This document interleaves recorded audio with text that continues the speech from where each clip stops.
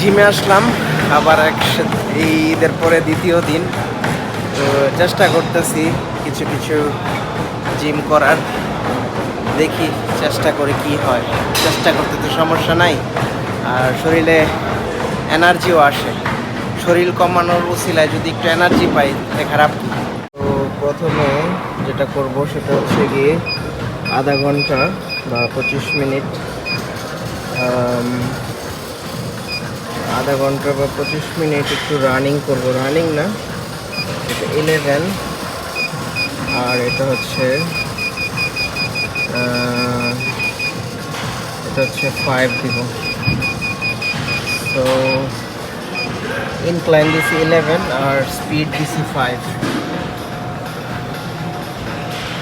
So 23 minutes walking, ইনক্লাইনে 11.5, মোর দেন 202 calorie burn হয়েছে।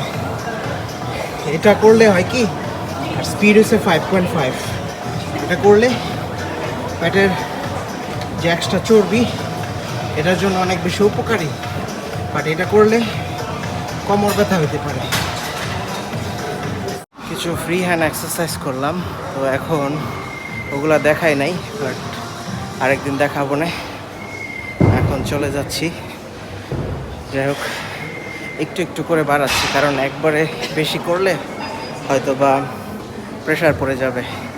So আস্তে আস্তে এক্সারসাইজের যে পরিমাণ সেটাও বাড়তেছে, দিন যাচ্ছে। হোপফুলি ওয়ার্কআউট হবে। Let's see.